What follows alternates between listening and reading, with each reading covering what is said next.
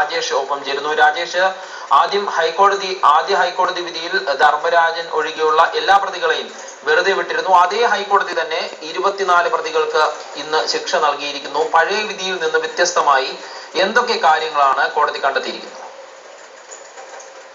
സൂര്യനെല്ലി കേസിന്റെ വാർത്തകൾ പുറത്തു വന്നപ്പോൾ ഉള്ളതിനേക്കാളും വലിയ ഞെട്ടലാണ് സൂര്യനെല്ലി കേസിന്റെ ആദ്യത്തെ ഹൈക്കോടതി വിധി വന്നപ്പോൾ കേരള സമൂഹത്തിനുണ്ടായത്.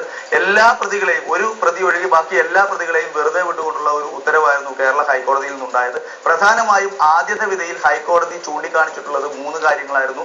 ഒന്ന്, ധർമ്മരാജൻ ഗൂഢാലോചന നടത്തിയതിൽ തെളിവില്ല. രണ്ടാമത്തെ കാര്യം, ഈ പെൺകുട്ടി വേശ്യാവൃത്തിക്ക് വേണ്ടി ഇറങ്ങി തിരിച്ചതാണ് എന്നുള്ള രീതിയിലായിരുന്നു ആദ്യത്തെ ഹൈക്കോടതി വിധിയിൽ പരാമർശം ഉണ്ടായത്.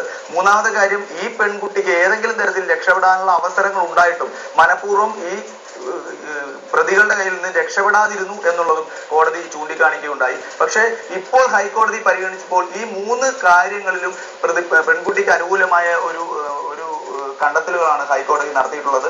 പ്രധാനമായും ഈ പെൺകുട്ടി ബാലവേശ്യയായിരുന്നു എന്ന തരത്തിലുള്ള പരാമർശം ഹൈക്കോടതി പാടെ തള്ളിക്കളഞ്ഞിരിക്കുകയാണ്. കാരണം ഈ കുട്ടിക്ക് 41 ദിവസം ഈ പ്രതികളുടെ കൂടി പല സ്ഥലത്തും ബലാത്സംഗത്തിന് ഇരയാവുകയും ചെയ്ത് 41 ദിവസം കൂടെ കഴിഞ്ഞിട്ട് ഈ പെൺകുട്ടിയുടെ കയ്യിൽ കിട്ടിയിട്ടുള്ളത് വെറും 2500 രൂപ മാത്രമാണെന്ന് കോടതി കണ്ടെത്തി.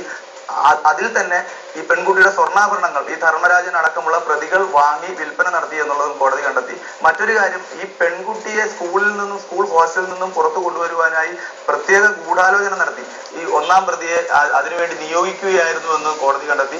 അങ്ങനെ പെൺകുട്ടി പുറത്ത് ഇറങ്ങി ബസ്സിൽ യാത്ര ചെയ്യുമ്പോൾ അയാൾ അപ്രത്യക്ഷനാവുകയും അതിനു പകരം ധർമ്മരാജൻ പ്രത്യക്ഷപ്പെടുകയും പെൺകുട്ടിക്ക് ഒരു അഭയം നൽകാമെന്ന് പറഞ്ഞ് കൂട്ടിക്കൊണ്ടുപോയി ബലാത്സംഗം ചെയ്യുകയുമാണ് ചെയ്തതെന്ന് കോടതി കണ്ടെത്തിയിട്ടുണ്ട്. ഈ 2 കാര്യങ്ങളും പെൺകുട്ടിക്ക് അനുകൂലമായാണ് കോടതി ഈ വിധിയിൽ പറഞ്ഞിട്ടുള്ളത്.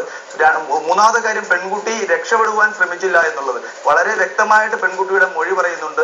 ഓരോ ആളുകളും പെൺകുട്ടിയുടെ മുറിയിൽ പ്രവേശിക്കുമ്പോൾ ഞാനൊരു വിദ്യാർത്ഥിനിയാണ്, എന്നെ രക്ഷിക്കണമേ എന്ന് അപേക്ഷിച്ചു എന്ന് പെൺകുട്ടി മൊഴി പറയുന്നുണ്ട്. പക്ഷെ ആരും തന്നെ ആ കരച്ചിൽ കേൾക്കാൻ ഉണ്ടായില്ല എന്നാണ് ഹൈക്കോടതി കണ്ടെത്തിയത്. വളരെ ദൗർഭാഗ്യകരമായ ഒരു സംഭവമായി പോയി എന്ന വിലയിരുത്തലോടുകൂടിയാണ് 24 പ്രതികളെയും ഹൈക്കോടതി ശിക്ഷിച്ചത്. പെൺകുട്ടി നേരിട്ട് തിരിച്ചറിയാൻ സാധിക്കാത്ത 7 പ്രതികളെയാണ് കോടതി വെറുതെ വിട്ടിട്ടുള്ളത്.